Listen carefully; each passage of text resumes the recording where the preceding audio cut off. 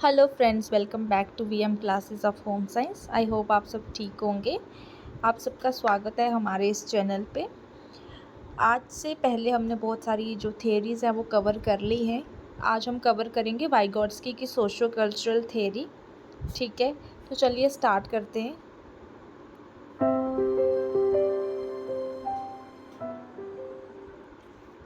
वाइगॉट्स्की की socio cultural theory में हम सबसे पहले करेंगे पियाजे वर्सेस वाइगॉट्स्की कि इन दोनों के बीच में क्या कंपैरिजन है, जबकि पियाजे की थ्योरी भी कॉग्निटिव डेवलपमेंट पे बेस्ड है और वाइगॉट्स्की भी। तो फिर इसके कंपैरिजन के बाद हम पढ़ेंगे जोन ऑफ प्रॉक्सिमल डेवलपमेंट। एक इम्पॉर्टेंट कॉन्सेप्ट है, ये वाइगॉट्स्की ने दिया है कि ये क्या चीज़ है। फिर हम बात करेंगे स्कैफोल्डिंग की। फिर लैंग्वेज एंड थॉट्स की बात करेंगे कि वाइगॉट्स्की ने कैसे लैंग्वेज और थॉट्स डेवलपमेंट की बात की और पियाजे ने किस तरह की बात की है। फिर प्राइवेट स्पीच का कॉन्सेप्ट जो वाइगॉट्स्की ने दिया है, हम उसकी बात करेंगे। और लास्टली हम करेंगे सोशल कंस्ट्रक्टिविस्ट अप्रोच की बात। तो चलिए स्टार्ट करते हैं आज का लेक्चर। पहले बात करते हैं पियाजे और वाइगॉट्स्की की थ्योरी का कंपैरिजन। पियाजे की थ्योरी जो खुद में ही एक बहुत ही इम्पॉर्टेंट कॉग्निटिव डेवलपमेंट थ्योरी थी, उसके अलावा जो कॉग्निटिव डेवलपमेंट थ्योरी की बात की जाती है वो वाइगॉट्स्की की थ्योरी है, वो भी कॉग्निशन पे ही बात करती है। ठीक है, लेकिन पियाजे की थ्योरी की तरह ही वाइगॉट्स्की की थ्योरी भी यही कहती है कि चिल्ड्रन जो है अपनी नॉलेज को एक्टिवली कंस्ट्रक्ट करते हैं और समझते हैं। दोनों ने सेम चीज़ कही है। सिमिलरली लाइक पियाजे, वाइगॉट्स्की ने भी यही कहा है। उन्होंने भी मेजर जो इम्फेसिस है, मेजर अपना फोकस है, वो इसी चीज़ पे कहा है कि children actively construct their knowledge and understanding. ठीक है, पियाजे की थ्योरी में children develop ways of thinking and understanding by their action and interaction with the physical world. पियाजे की थ्योरी के अकॉर्डिंग जो है बच्चा जो है अपनी थिंकिंग और अंडरस्टैंडिंग जो है अपने एक्शंस से समझता है। जैसे हमने किया था कि कैसे जो अपनी सेंसोरी मोटर स्टेज में, प्री ऑपरेशनल स्टेज में, कंक्रीट ऑपरेशनल स्टेज में वो किस तरह से एक्शंस परफॉर्म करता है और अपने वर्ल्ड के साथ जो भी है वो इंटरेक्ट करके जो है चिल्ड्रन जो है वो लर्न करता है और चीज़ों को समझता है, जिसमें उसमें एसिमिलेशन और एकोमोडेशन स्कीमा इन सब चीज़ों का कॉन्सेप्ट था। ये कहा है पियाजे ने। पियाजे ने यही चीज़ कही है और वाइगॉट्स्की ने यही कहा है कि चिल्ड्रन जो है सोशल क्रिएचर है, मतलब सोशल क्रिएचर है, एक सोशल बीइंग है। वो अपनी थिंकिंग और अंडरस्टैंडिंग वो सोशल इंटरेक्शंस के साथ जो है वो डिवेल्प करता है। आई बात समझ में? पियाजे ने कहा है कि वो अपनी थिंकिंग और अंडरस्टैंडिंग अपने एक्शन जो है वो फिज़िकल वर्ल्ड की इंटरेक्शन के साथ करते हैं, एक्शंस के थ्रू वो सीखते हैं। लेकिन वाइगॉट्स्की ने कहा है सोशल क्रिएचर है, मतलब वो थ्रू सोशल इंटरेक्शन ज़्यादा सीखते हैं। Their cognitive development depend on tools provided by the society, मतलब जिस तरह से उनको सोसाइटी सिखाता है वो वैसे ही सीखते हैं। ठीक है, उनके माइंड वैसे ही शेप होता है by the cultural context in which they live. जिस कल्चर में जो बच्चा रहता है वो वही उसी चीज़ को सीखता है।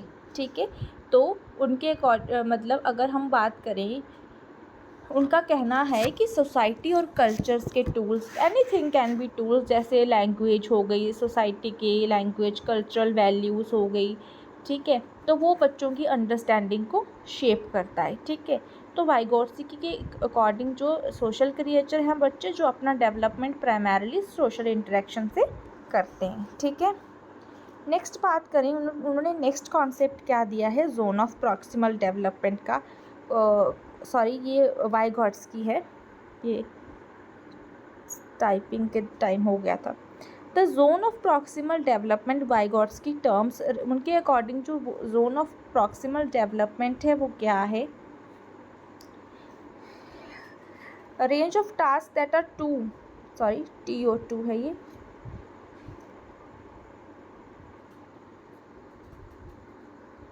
The zone of proximal development, Vygotsky term for the range of tasks that are too difficult for the child to master alone, but that can be learned with guidance and assistance of adult or more skilled children.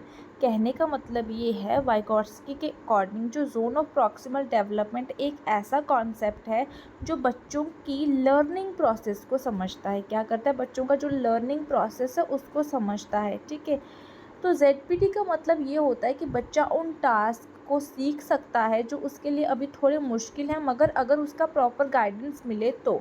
मतलब जो task children खुद से perform नहीं कर सकता, उसको बहुत मुश्किल लगते हैं, वो दूसरों की गाइडेंस के साथ, दूसरों की असिस्टेंस के साथ, वो जो ज़्यादा मोर नॉलेजेबल है उस बच्चे से, उससे सीख सकता है। ठीक है, तो इसका यही मतलब है कि सिंपली मतलब ये है कि बच्चे को गाइडेंस चाहिए। बहुत सारे टास्क्स ऐसे होते हैं जो बच्चा अकेले परफॉर्म नहीं कर सकता, उनको डिफ़िकल्टी होती है परफॉर्म करने में, और लेकिन जब उनको कोई दूसरा गाइड करता है जो उनसे ज़्यादा नॉलेजेबल है, जो उनको ज़्यादा अच्छे से एक्सपीरियंस है, वो कोई भी हो सकता है, टीचर हो सकता है, पेरेंट हो सकता है, या ज़्यादा स्किल्ड बच्चा भी हो सकता है। ठीक है, तो उसको हम मोर नॉलेजेबल अदर भी कहते हैं या मोर स्किल्ड पर्सन भी कहते हैं। ठीक है, तो ये हो गया कि जो बच्चा टास्क खुद से परफॉर्म नहीं कर सकता, वो दूसरों की गाइडेंस या असिस्टेंस के साथ जो है सीख के परफॉर्म कर सकता है। अब जोन ऑफ प्रॉक्सिमल डेवलपमेंट में जो है कुछ लिमिट्स होती हैं। दो तरह की लिमिट होती है, लोअर लिमिट और अपर लिमिट। लोअर लिमिट की जब हम बात करते हैं तो लोअर लिमिट में आ जाता है level of problem solving reached on these tasks children working alone। मतलब lower limit of ZPT is level of skill reached by the children working independently. जहाँ पे वो अकेले सीखता है, अकेले सीखने की कोशिश करता है, वो लेवल है जो बच्चा अपने दम पर सीखने की कोशिश करता है, यानी जो स्किल्स और टास्क बच्चा इंडिपेंडेंटली कर सकता है। ठीक है, लोअर लिमिट में वो इंडिपेंडेंटली टास्क परफॉर्म करता है। लेकिन अपर लिमिट में क्या होता है, level of additional responsibility the children can accept with the assistance of an able instructor. मतलब ये कि वो लेवल, अपर लिमिट वाला वो लेवल है जो बच्चा खुद से नहीं कर पाता, लेकिन किसी एक्सपीरियंस्ड इंसान जैसे टीचर मैंने बताया, कोई भी स्किल्ड उसका फ्रेंड हो सकता है जो उससे ज़्यादा नॉलेज रखता है, ज़्यादा एक्सपीरियंस रखता है, उसकी मदद से सीख सकता है। ठीक है, दो लिमिट बताई मैंने, lower limit, upper limit. Lower limit में चिल्ड्रन परफॉर्म अलोन और अपर लिमिट में with the assistance of more knowledgeable person. तो ओवरऑल जो है यही है कि जोन ऑफ प्रॉक्सिमल डेवलपमेंट्स में जो चिल्ड्रन के कॉग्निटिव स्किल्स हैं उनको एनहांस किया जा सकता है। ठीक है, मोर नॉलेजेबल पर्सन की हेल्प से। ठीक है, तो ये आपका आ गया ZPT। बात करते हैं स्कैफोल्डिंग की। स्कैफोल्डिंग मीन्स क्या है?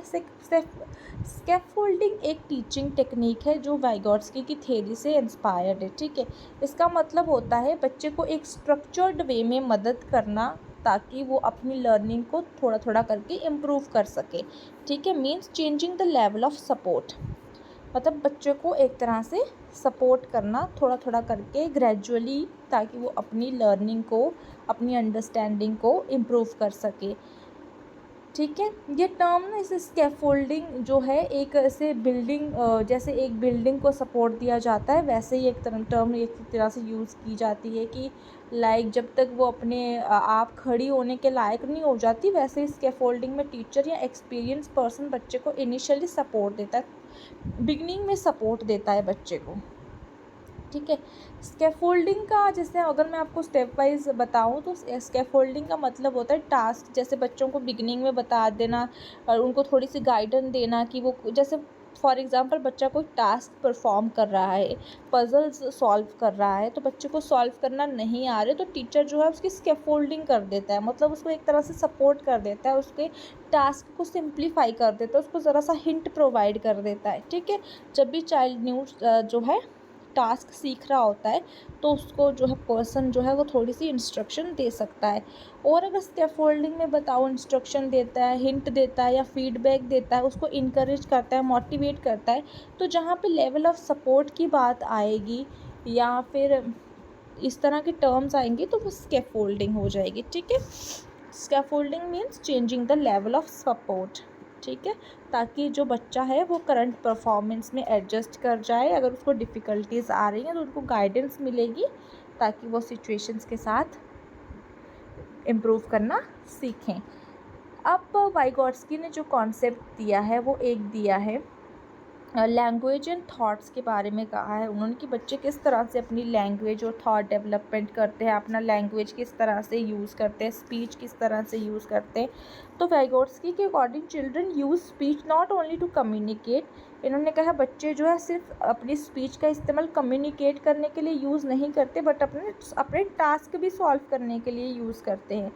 तो जैसे इन्होंने कहा कि बच्चे अपने टास्क सॉल्व करने के लिए यूज़ करते हैं, मतलब कभी आपने बच्चों को देखा होगा ना, खुद से खेलता है तो वो खुद से बात करता है कि लाइक इस वाले पज़ल को यहाँ फिट करना है, इस वाले को वहाँ यहाँ फिट करना है, ठीक है, वो खुद से बात करते हैं। आगे बात करेंगे इसको क्या कहा है। ओनली कमिंग, अच्छा ठीक है। He further believe that children use language to plan, guide and monitor their behaviour. बच्चा अपना बिहेवियर मॉनिटर करता है। This use of language for self regulation is called private speech. Self regulation term याद रखना, self regulation for the called private speech. मैं एक बार फिर से समझाती हूँ लैंग्वेज एंड थॉट्स का क्या है। तो यहाँ पे है कि वाइगोट्स्की के अकॉर्डिंग चिल्ड्रन जो है अपनी स्पीच सिर्फ कम्युनिकेट करने के लिए सोशली यूज़ नहीं करते, बल्कि अपने जो टास्क्स हैं, अपनी जो परफॉर्मेंस है, उनको सॉल्व करने के लिए भी यूज़ करते हैं। वाइगोट्स्की कहते हैं कि बच्चों के लिए जो लैंग्वेज है और जो थॉट हैं वो इनिशियली सेपरेट होते हैं। स्टार्टिंग में वो जो होते हैं वो सेपरेट होते हैं, लेकिन बाद में जो है जो थॉट्स हैं वो लैंग्वेज और थॉट जो है वो पहले तो इंडिपेंडेंटली डेवलप कर रहे होते हैं, लेकिन बाद में वो मर्ज हो जाते हैं, ठीक है। तो जब बच्चा छोटा होता है तो उसके थॉट और लैंग्वेज दोनों इंडिपेंडेंट होते हैं, बाद में जाकर के थॉट्स और जो लैंग्वेज है वो आपस में मर्ज हो जाती है। जैसे जैसे बच्चा बड़ा होता है उसके थॉट्स और लैंग्वेज इंटीग्रेट होते हैं, मतलब मर्ज होते हैं। इसका मतलब है कि वो अपने थॉट्स और लैंग्वेज को के थ्रू एक्सप्रेस करना सीख जाते हैं, ठीक है। ये चीज़ मैंने आगे लिखी होगी, हाँ देखो। He also said that language and thought initially developed independent of each other and then merge. He emphasized to that all mental function have external और internal social origin. Children must use language to communicate others before they can focus inward on their own thoughts. Language ना सिर्फ communication का ज़रिया है बच्चों के लिए, बल्कि ये बच्चों को सोचने और समझने का तरीका भी बताती है, और वक्त के साथ ये बदलती भी है। जब बच्चे दूसरों से बात करते हैं तो वो नए आइडियाज़ और पर्सपेक्टिव्स को एब्जॉर्व करते हैं, उनको सीखते हैं और उनके थॉट प्रोसेस को डिवेल्प करते हैं, ठीक है। तो children also so must communicate externally and use language for long period of time. देखो यहाँ पे क्या है कि बच्चे जो है लैंग्वेज और थॉट्स को जो है मर्ज करते हैं, और फिर उनको आपस में मर्ज करने के बाद वो अपनी स्पीच डेवलप करते हैं। पहले तो वो इंटरनल स्पीच करते हैं, मतलब मन ही मन में सोचते हैं, फिर बाद में बोलना सीखते हैं। तो 3 और 7 साल की एज में ऐसा होता है। After a while the self talk become second nature to children and they can act without verbalizing. पहले बच्चा क्या करता है, लैंग्वेज और थॉट्स को मर्ज करके पहले इंटरनली सोचता है और बाद में वो एक्सप्रेस करता है, लेकिन बाद में जब वो 3 से 7 साल में जो है वो वर्बलाइजिंग नहीं करता। When the same skill children have internalise their egocentric speech in the form of inner speech which become thought. इतना इम्पॉर्टेंट नहीं है। प्राइवेट स्पीच की अगर बात करें तो प्राइवेट स्पीच क्या होता है। प्राइवेट स्पीच जो है एक बहुत ही इंपॉर्टेंट कॉन्सेप्ट है वाइगोट्स्की की थ्योरी का। प्राइवेट स्पीच का मतलब होता है जब बच्चा खुद से अपनी आवाज़ में बात करता है, ठीक है, जैसे अपने एक्शंस को गाइड करता है। एग्जाम्पल ले लेते हैं, एक बच्चा है जब कोई मुश्किल काम कर रहा होता है, जैसे पज़ल सॉल्व करना, मैंने पहले भी बताया, तो वो अपने आप से बोलकर मदद लेता है। जैसे ये वाला पीस यहाँ फ़िट करेंगे, ये वाला पहले कॉर्नर में आएगा, अच्छा ये वाला यहाँ पे फ़िट नहीं हो रहा तो ये कहाँ पे फ़िट होगा, तो मैं फिर से कोशिश करता हूँ, ठीक है। इस तरह से जो क्या है प्राइवेट स्पीच होती है, बच्चा खुद से बात करता है और वो उसी बात के थ्रू अपने टास्क भी सॉल्व करता है। ये चीज़ हमने पहले भी कही बात में, ठीक है। प्राइवेट स्पीच का क्या रोल होता है, वाइगोट्स्की के अकॉर्डिंग इम्पॉर्टेंट जो है डेवलपमेंटल स्टेज एक तरह से होती है। जब बच्चा खुद से बात करता है तो वो अपने जो भी उसके आइडियाज़ होते हैं उनको ऑर्गेनाइज़ करता है और अपने एक्शंस जो है उस अकॉर्डिंग परफॉर्म करता है, ठीक है। प्राइवेट स्पीच का और इम्पॉर्टेंट ये है कि बच्चा जो है एक्टिवली अपने इन्वायरमेंट से इंटरेक्ट करता है और अपनी समझ को उस टाइम पे डेवलप करता है। Vygotsky reason that children who use a lot of private speech are more socially competent, मतलब जो बच्चा ज़्यादा प्राइवेट स्पीच का इस्तेमाल करता है वो ज़्यादा सोशली कॉम्पिटेंट होता है। मतलब एक तरह से अपनी खुद से बात करता है ना, तो ज़्यादा सोशल कॉम्पिटेंट होता है उनसे जो यूज़ नहीं करते। पियाजेस मेंटेन दैट, पियाजे के अकॉर्डिंग जो सेल्फ टॉक है वो ईगोसेंट्रिक है, और मतलब अगर जो प्राइवेट स्पीच करता है तो वो इमेच्योर है, ठीक है। यहाँ पे इमेच्योरिटी है, रिफ्लेक्ट्स इमेच्योरिटी, सॉरी ये इनमेच्योरिटी हो गई, इमेच्योरिटी है, ठीक है। तो मतलब रिफ्लेक्ट्स इमेच्योरिटी, जो पर्सन जो है वो करता है प्राइवेट स्पीच का इस्तेमाल। However, researchers have found support for this Vygotsky theory. तो उन्होंने कहा कि प्राइवेट स्पीच जो है वो एक पॉजिटिव रोल जो है चिल्ड्रंस की जो है डेवलपमेंट में इम्पॉर्टेंट रोल प्ले करता है। और researchers have also found that children use private speech more when tasks are difficult and after they have made error and when they are not sure how to proceed. तो जब बच्चा गलतियां कर लेता है तो जब वो गलती करता है उस टाइम पे वो ज़्यादा प्राइवेट स्पीच का इस्तेमाल करता है, अरे नहीं इसको ऐसे नहीं करना है, इसको वैसे करना है। तो प्राइवेट स्पीच का बहुत इंपॉर्टेंट कॉन्सेप्ट है। प्राइवेट स्पीच मतलब ज़्यादा इंपॉर्टेंट है, और जो बच्चे ज़्यादा प्राइवेट स्पीच का इस्तेमाल करते हैं वो ज़्यादा सोशल कॉम्पिटेंट है as compare to those who don't use it. तो पियाजे ने सेल्फ जो प्राइवेट स्पीच को ईगोसेंट्रिक और इमेच्योर कहा है, ठीक है।